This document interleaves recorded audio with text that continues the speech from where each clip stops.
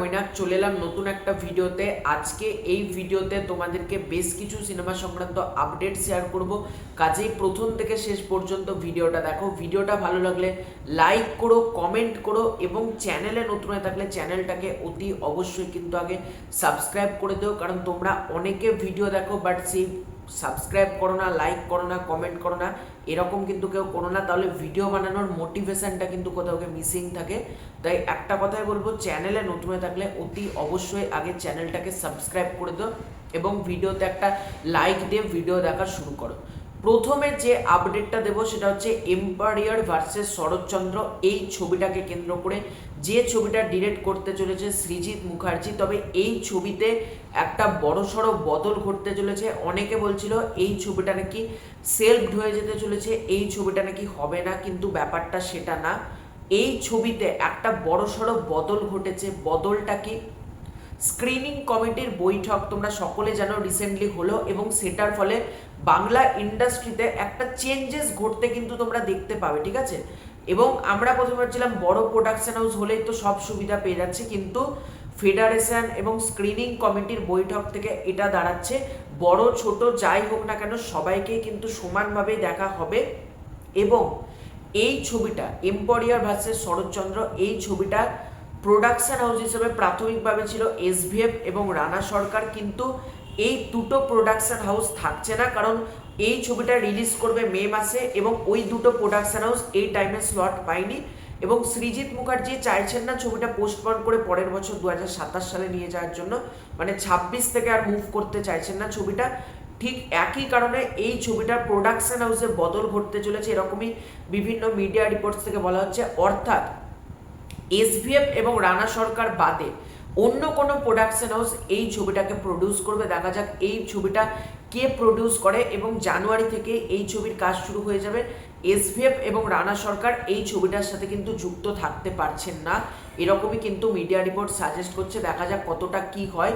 অন্য production house হলে আমি চাই বড় কোনো হাউস থাকুক, লাইক সুরিন্দার ফিল্মস বা উইন্ডোজ হওয়ার চান্সেস অনেকটাই কম রয়েছে। দেখা যাক কে যুক্ত থাকে।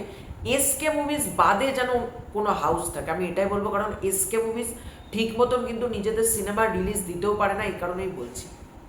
এর পরবর্তী আপডেটটা নিকশ ছায়া 2কে কেন্দ্র করে, যেটার আপডেট তোমাদেরকে আমি কিছুদিন আগে একটা ভিডিওতে দিয়েছিলাম এবং সেখানে আমি তোমাদেরকে জানিয়েছিলাম এই সিরিজটা নিকশ ছায়া 2 এটার কিন্তু শুটিং স্টার্ট হয়ে যাবে নভেম্বর মাসের শেষ থেকে এবং শুটিং স্টার্ট হচ্ছে নভেম্বর মাসের শেষ থেকে।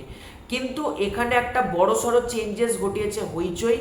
এখানে কিন্তু এই সিরিজটা ডিরেক্ট করছে না আর পরমব্রত, অর্থাৎ পরমব্রতকে কিন্তু এই সিরিজের ডিরেক্টর থেকে সরিয়ে দেওয়া হয়েছে এবং এই সিরিজটা নিকশ ছায়া 2 ডিরেক্ট করতে চলেছে কিন্তু সায়ন্তন ঘোষাল। এবার দেখা যাক সায়ন্তন ঘোষাল ওই নীরেন ভাদুড়ি এই চরিত্রটাকে কিভাবে প্রেজেন্ট করে, কারণ পরমব্রত যেভাবে করেছে সেরকমভাবে করে নাকি তার থেকেও হাটকে কিছু সায়ন্তন ঘোষাল আমাদের জন্য আনে, সেটা একটা দেখার ব্যাপার থাকবে। তবে সায়ন্তন ঘোষাল সেও কিন্তু একজন ভালো পরিচালক, এবার দেখার সে কিভাবে চিরঞ্জিত চক্রবর্তীকে প্রেজেন্ট করে আমি সেটা দেখার জন্য ওয়েট করছি। এবং পরমব্রতকে বদল করারই বা কী কারণ? ভোগ সিরিজটার ওরকম ক্রিটিসাইজ হওয়াতে কি না কি কারণ আমি জানি না, তবে পরমব্রত এই সিরিজটা ডিরেক্ট করছেন না, নিকশ ছায়া 2 ডিরেক্ট করছে সায়ন্তন ঘোষাল।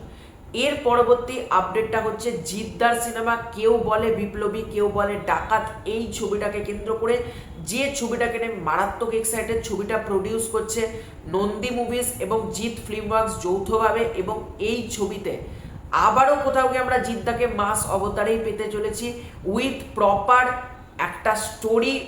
মাস মুভি মানে অনেকে ভাবে স্টোরি থাকবে না, কিছু থাকবে না, এটা কিন্তু সেরকম না। এখানে একটা সুন্দর গল্প থাকতে চলেছে। তো এই ছবির কি আপডেট তোমরা যদি খুব ভালো করে লক্ষ্য করো, কেউ বলে বিপ্লবী কেউ বলে ডাকাত, এর লোগোতে এই যে একটা ট্রেনের কিন্তু ইয়ে ছিল এবং ট্রেন থেকে ধোঁয়া বেড়াচ্ছিল, এরকম একটা লোগোতে কিন্তু ছিল। তোমরা যদি লোগোটাকে ভালোভাবে নোটিস করো, ঠিক একইভাবে এই ছবিতে ট্রেনে একটা বিরাট বড় চেস সিকোয়েন্স এবং ফাইট সিকোয়েন্স ডিজাইন করা হয়েছে। না, এটা কোনো মন গড়া কথা বলছি না, অলরেডি কিছু বিটিএস ফুটেজ আমাদের সামনে এসেছে। আমি স্ক্রিনে এক এক করে ছবিটা তোমাদেরকে অ্যাটাচ করে দিচ্ছি, জাস্ট দেখো সেই সময়ের ট্রেনকে কিভাবে ক্রিয়েট করা হয়েছে এবং ট্রেনের মধ্যে নাকি অ্যাকশন সিকোয়েন্স থাকতে চলেছে, এরকমই কিন্তু বলা হচ্ছে। এছাড়াও এই ছবিতে জেল ব্রেক থাকতে চলেছে, জিদ্দা খানের জিদ্দাকে আমরা জেলের মধ্যে অ্যাকশন করতে দেখতে পাবো এরকমই কিন্তু বলা হচ্ছে, এবং সেটারও ফটো তোমাদেরকে আমি সাইডে অ্যাটাচ করে দিচ্ছি। অর্থাৎ বাংলা ছবিতে ট্রেনে অ্যাকশন প্লাস জেল অ্যাকশন। দেখো অনেক কেউ বলে বিপ্লবী, কেউ বলে ডাকাতের মতো ছবি হচ্ছে, অনেকে এটাকে প্রথম দিকে ভাবছিল এটা একটা কি প্রজেক্ট আসছে, জিদ্দা ভুল ডিসিশন নিল। দেখো নামটা নিয়ে আমারও কিন্তু প্রবলেম এখনো পর্যন্ত আছে, যে নামটাকে আমি প্রপারলি নিতে পারছি না, কিন্তু ছবিটা এমন একটা ছবি হতে চলেছে, তোমরা যেদিন বিগ স্ক্রিনে গিয়ে দেখবে তোমরা নিজেরাই বলবে জিদ্দার কেরিয়ারের one of the best movie হচ্ছে এটা। এবং যেরকম যা ইনসাইডার আপডেট আরও আছে, সব আপডেট তো সবসময় দেওয়া যায় না পাবলিকলি, আমি দিচ্ছি না। আরও যদি আপডেট দিতে থাকি না, তোমরা রীতিমতো ছিটকে যাবে, এটুকু তোমাদেরকে বলতে পারি।